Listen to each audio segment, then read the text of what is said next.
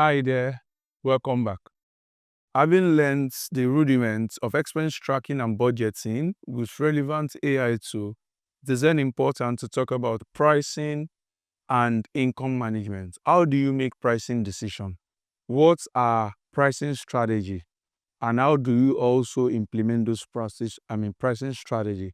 You also, of course, learn the skill set that is needed to adjust your prices to remain profitable. You will also be able to determine and make pricing decision, very importantly. And of course, you will learn how to monitor and manage your income streams effectively. Now, let's get into it. What is price? We say it every day. The price of this product is so amount. When we talk about the price, it's just speaking to the amount a product is to be sold at or the amount you charge to render a service. In a simple term, your price is just your costs plus your profits. Your profit margin or your profits could be a margin or a markup on costs. So price is just cost plus profits. When you go to the market to buy a product for, say, £100, for the manufacturer to sell the product at £100, it means that it had factored in the cost of production plus the amount of profits he will earn on that product. The cost of producing that product will be £80, and his profits, which may be a markup or a margin, is £20. Then the product is then sold for £100. So behind every pricing decision is a detailed understanding of the cost of production. So simply put, your price is your cost of production plus your profit. However, it's important to mention that there are situations where a product can be sold exactly at the cost of production. For instance, it might take you £80 to render a service, and you also decide to charge £80. At that point, we are saying that you are at a break-even point. A break-even point is that point where your revenue is equal to your costs. Your price, in this case, is equal to your cost of production, meaning that at that point, there is neither a profit nor a loss. So sometimes you can make a pricing decision where you just want to break even, and making a pricing decision to break even is also a pricing strategy, particularly to enter a market that is flooded with competitors who even hold a giant share of that market where you intend to operate in. So you can decide to enter the market with a low-cost strategy, which will result in you charging your products or pricing your product at exactly the cost of production. And of course, what are now the basic pricing strategy that you should know? We have cost-based pricing strategy, value-based pricing strategy, and competitive-based strategy or competitive pricing. Sometimes we call it the CVC of pricing strategy. What is cost-based pricing strategy? As the name implies, very simple. You are determining your price based on the cost you will incur.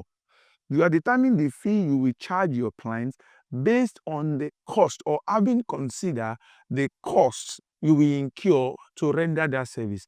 In that case, how it is done is that the price for a product is usually calculated by determining the cost plus the profit. So most times, why people use this pricing strategy is because it ensures that costs are covered and it provides predictable margin. What does that mean?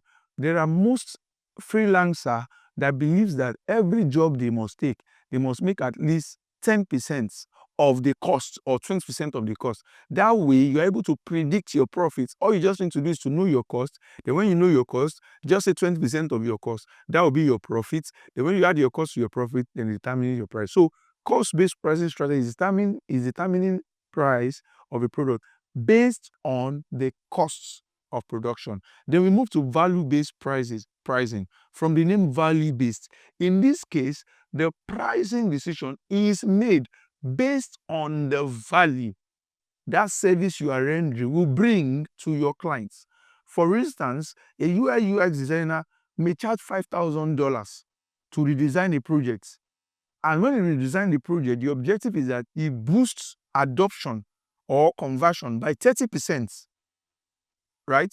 Regardless of the hours worked, the price it will be paid or the price it will be paid or the fee will charge is dependent on if it's able to give 30% conversion. That way, the pricing decision will be made based on the value you are able to propose to the table. And in this case, this will be most advantageous to freelancers or business owners who, by virtue of experience, are specialized in that field and they are able to do those things in the shortest time possible.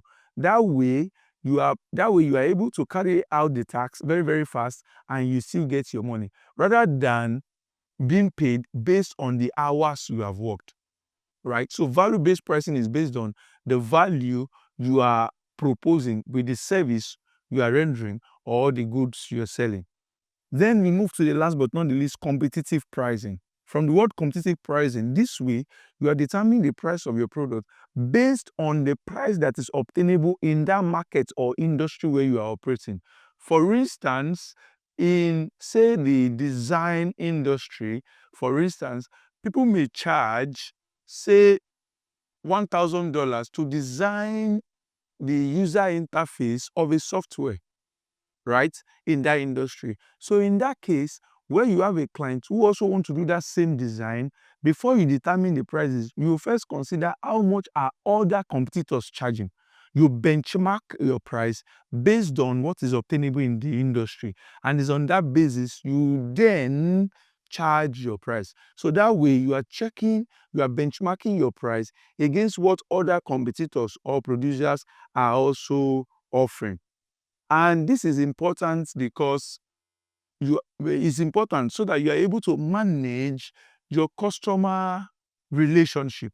You are able to manage your customer well, because if you begin to charge prices that is relatively higher than what would have been obtainable for the same service in that industry, then you might lose your client base. And of course, when you lose your clients, it affects your revenue. Your revenue declines. And when your revenue declines, of course, it also affects your profitability.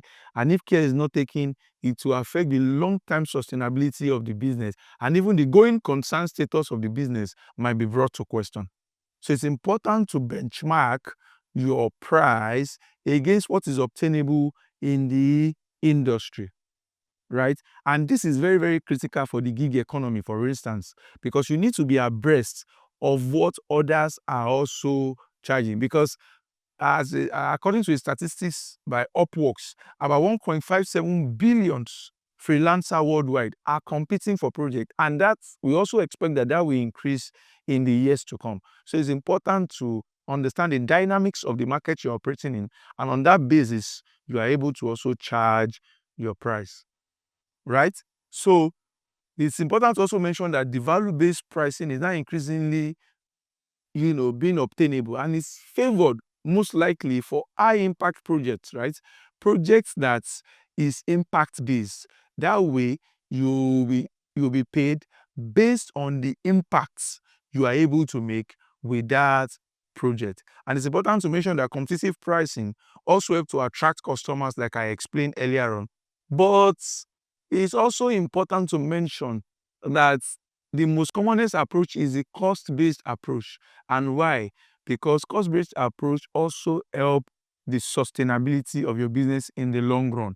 But most times, most MSMEs, freelancer always have a blend of cost-based approach and competitive-based approach as well, so that you are able to also know what your competitors are also charging. Having learned the rudiments of pricing decision and also pricing strategy, I hope that you are able to also apply this to your business and to your gig works moving forward. Thank you very much.